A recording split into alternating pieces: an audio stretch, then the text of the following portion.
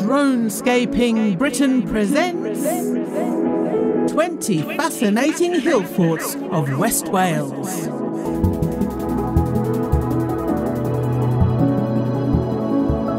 Welcome to Dronescaping Britain's Hillforts of West Wales. In this series, we will focus on 20 fascinating Hillforts of West Wales and shed light on what research has revealed. We will look at how these Iron Age settlements interacted with their local and wider environments, and hear about the giants, folklore, myths and legends attached to these mysterious prehistoric landscape monuments. Join us as we bring to light these 20 fantastic Hillforts.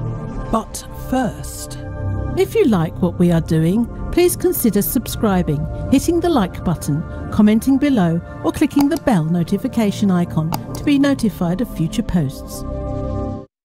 Hillforts of West Wales. The Hillforts of prehistoric Wales commanded prominent positions for centuries.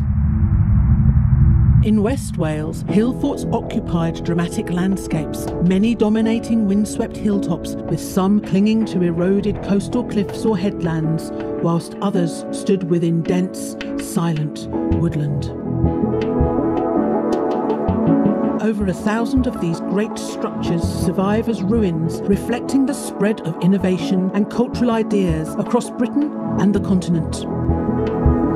Once believed to be the work of giants or the remnants of Roman castles, their huge earthen banks and terraces indicate dedicated, skillful planning, demanding awkward, arduous construction during the Iron Age. Research in recent decades has developed a more nuanced appreciation of ancient earthworks and hillforts. Environmental analysis and radiocarbon dating suggest these structures were built as a reaction to changing circumstances in the first millennium BC, with some hillforts having indigenous origins in the preceding Bronze Age and even into the Neolithic period. Iron Age Britain had no dominating uniform culture. Instead, separate tribal groupings interacted between themselves. Despite differences between the communities inhabiting Cardigan Bay, material evidence shows they were well connected to the wider cultures and traditions of prehistoric Britain, the Irish Sea and continental Europe. The idea that Hillforts were solely military or defensive is debatable, considering that pre-Roman conflict probably involved competitive displays or occasional raids between rival groups rather than pitched battles.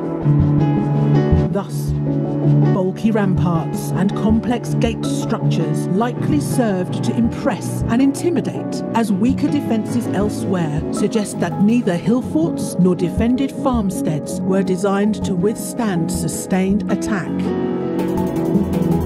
Hillfort construction suggests communities joined together, perhaps even for the first time, probably against an escalation of conflict or threats from rival groups or raiding parties. Their presence in the landscape indicate important, complex networks made by visionary leaders and skilled creators. How then were hillforts used? Hillforts span many centuries, their functions and chronologies as diverse as their physical form and topographical position. They probably ranged from large, complex defended villages to seats of family or tribal power. Some may have been political, regional, or ceremonial centres. Lesser settlements in the form of farmsteads may have managed enclosures for corralling stock or providing trading areas for markets and seasonal fairs. Although the names of West Wales's early leaders are lost to time, we can still visit their strongholds and look out over the hills and valleys and coastlands they once knew. We can ponder their allegiances and power struggles, guessing what beliefs united or divided them. despite their prominence in the Welsh landscape, many aspects of these great prehistoric defended settlements remain a mystery. Archaeologists continue to debate their age, appearance, and purpose.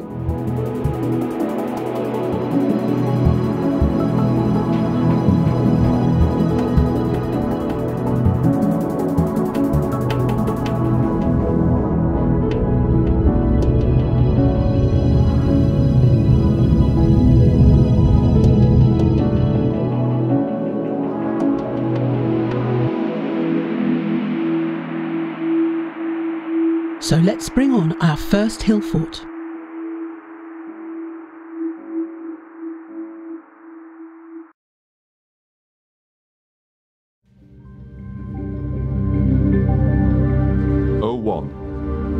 WA2360, Dinas, Aberystwyth, Ceredigion. A major contour hillfort with two distinct enclosures to the north and south, located on a prominent hilltop overlooking Cardigan Bay. With the estuary of the Afon Ystwyth to the southwest and the Afon Rheidol to the east at Aberystwyth, and linked by a saddle of ground called the Xmas. There were 4 phases of construction starting in the Middle Iron Age. The first phase was the northern enclosure, then the southern enclosure was added, later reoccupied, and the ramparts remodelled in phase 3. Finally, the enclosed area had additional ramparts constructed across the isthmus, linking both summits, together with a new main gate as phase 4. 12 hut platforms are cut into the hillside in the southern enclosure, mostly around the southern gate. The 19th century Wellington monument was built in the southern enclosure. The site was recently excavated in 2021. Cardigan Bay's most iconic hillfort sits majestically above the coastal confluence of the Rheidol and Ystwyth rivers. Its strategically advantageous commanding position allowed access to resources from land, mountains and sea. Its inhabitants must have been very prestigious warriors, as Roman maps apparently marked Cardigan Bay as a potential hazard. The legendary sunken lands of Cantra y Gwaelod lie under the sea west of Dinas. Supposedly rich and fertile, this lowland hundred held 16 cities governed by Gwythno Garan Hir, whose palace, Caer Lifry, lay 7 miles from the coast of Aberystwyth. Saethinen was in charge of the dikes that protected the land from the sea, and was described as a notorious drunkard and carouser. And it was through his negligence that the sea swept through the open floodgates, ruining the land. The church bells of Cantra y Gwaelod are said to ring out in times of danger. Between 1933 and 1937, Professor Darrell Ford from Aberystwyth University excavated Dinas Fort, attracting much media attention. His dig revealed 4 major phases of building and redesign, revealing Dinas to be a masterpiece of Iron Age architecture and engineering. The stone-walled Isthmus Gate stood as high as a 2-storey building, crossed by a wooden bridge supported on 4 massive timber posts. 4,680 trees were estimated to have provided the timber to build the towers and walls. Dyfed Archaeological Trust excavated again in 2021 and uncovered hut floors and drainage ditches. Spindle whorls and an amber bead were found, the amber suggesting there were trade connections with the Baltic area of northern Europe. The south enclosure is easily accessible via footpaths, but the northern enclosure is on private land. Dinas was once also known as Castell Mawr, after a giant who once dwelt at the fort. It came to pass that Mawr was captured in the Commod of Cyfeiliog, about 12 miles from his own castle, and he was sentenced to death. His enemies allowed him his final request, to blow on his horn 3 times before his death. The first time he blew, his hair and beard fell out, and on the second blast of his horn, so great was the strength and force of the sounding that all his fingers and toenails fell off completely. On the third blast of his horn, the intensity of the force of the sound caused the horn to be broken into small pieces. Mawr Myla's first son, Corpinin, was hunting with his horse, and his hound heard the sound of his father's horn and lamented over his suffering. He made to rescue his father, and in riding with such haste and swiftness, he tore the head of his hound off its body. He spurred his horse onwards, leaped in one great bound over the Ystwyth river, and attacked his father's captors. In the ensuing battle, Corpinin was slain. The other sons, Hrugin and Bobagawa, lived in Llanela and Llanbadenbawa, respectively, and murdered any man who approached their stronghold. They were both killed themselves through cunning by an unnamed warrior in the same night. To summarise, could Myla perhaps be a memory of a real historical Iron Age chieftain, or perhaps a medieval prince? Maybe these legends contain some fragments of truth, but they are ancient, and thus Myla's story may be a distortion, having been retold many times throughout the ages.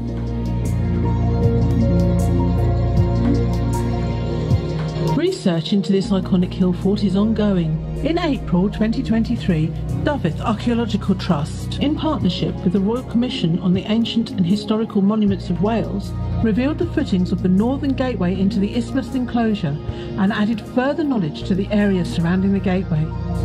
September 2023, excavations revealed terraced Iron Age roundhouse footings, suggesting the Dinas settlement was much more populous than previously thought.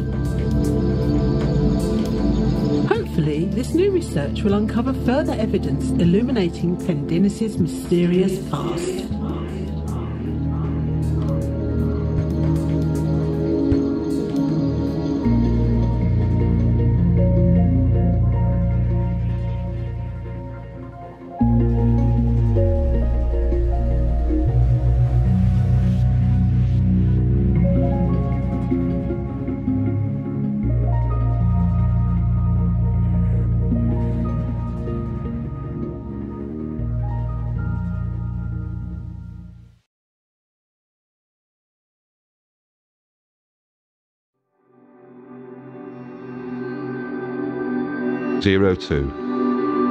WA2362 Castell Perthi Mawr, Ceredigion.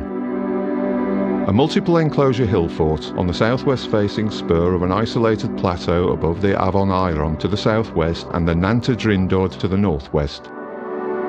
Defined by two widely separated banks without ditches, the 2-metre-high inner bank has a quarry ditch inside, counterscarp on the northwest with an inner northwest facing entrance. The outer entrance is set at a re-entrance on the north-northwest and offset from the inner. The eastern bank terminals of both entrances appear to have been expanded or enhanced. Surface evidence of huts and quarry hollows in the interior. Minimal investigations, undated.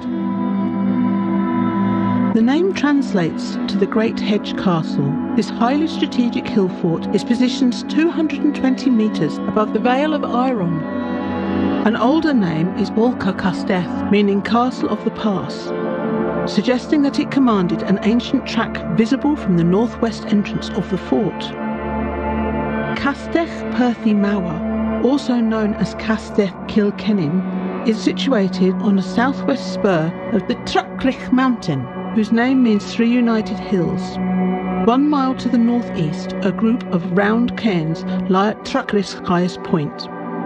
The mountain has legends of giants and fairies, and it has been said that the fairy music can occasionally be heard here. Like Cadair Idris, this lofty elevation was once the special seat or chair of a giant whose grave was one of the round cairns. The spectacular remains of this enclosed hill fort on the Tracrich mountain feature in folklore regarding a match of quoits between the giants of Cambria. It says, "He of Tracrich is said to have thrown one across St. George's Channel to the opposite coast of Ireland, thus winning the contest." The hill fort is on private land, but there are views from the footpaths to the north.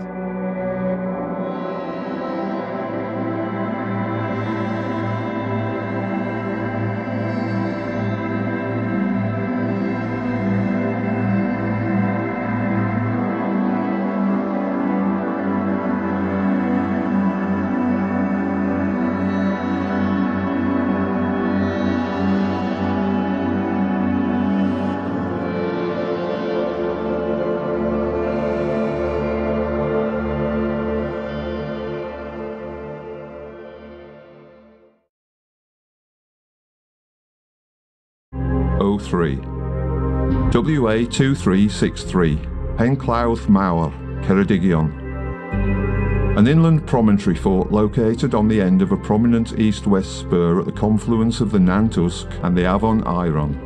A substantial curving earthen bank cuts off the promontory to the east. The sides are ploughed down on the north and south, and there are now sharp breaks above the steep slope. It has been suggested that there were an additional 2 or 3 banks, but this is not apparent today. Minimal investigations, undated.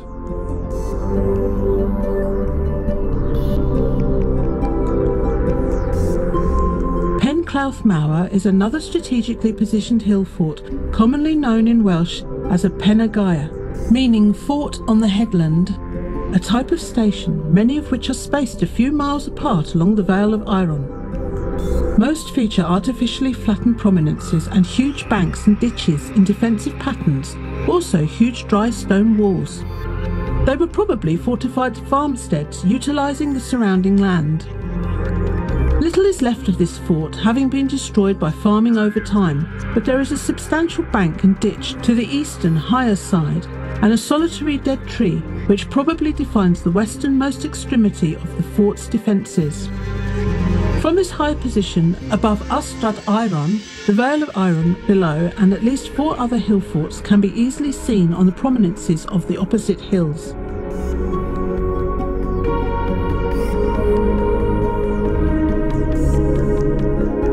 Access near to the hill fort is via a public footpath, but the site itself is on private land.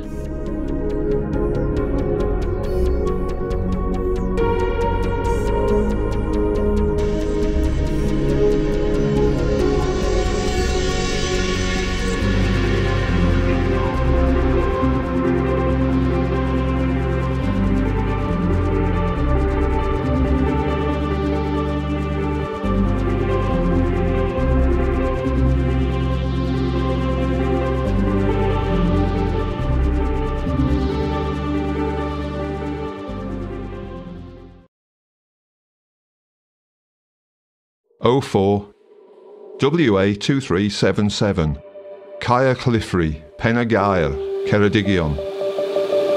This is a contour hill fort located on the summit of a northeast-southeast ridge above the Afon Iron, to the northeast and its tributary, the Nant Gaea. The sides have been ploughed down both north and south. There are slight traces of an external ditch and an entrance to the east defined by a bank 45 metres from the eastern bank of the main enclosure.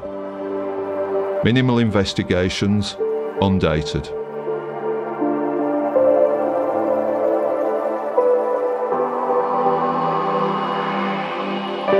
Caer Lifry, Penagaia lies along the crest of a ridge-like summit at 220 metres above sea level. A local account asserts that defences were levelled in the late 1990s. Once again, this is a good naturally defended site in a strategic position high above the Vale of Iron, above Ystrad Iron village. The internal area of the fort is ridged with 2 platforms cut in towards the east end of the south side, which may have been house platforms. According to a story written in 1600 called The Giants of Wales and Their Dwellings, in the land of Aberteifi, in Ystrad, a giant called Dithanel Gower once lived, and Castell was named after him. This location is unknown, but could be Caer Lifry, Penagaia, for it lies directly across the vale from Castell Perthi Mawr to the northwest and Clawdd Mawr to the southeast. All of these sites probably date to the Iron Age, strongly suggesting a link between them. Caer Lifry, Penagaia, is on private land, but a footpath passes a couple of 100 metres to the north.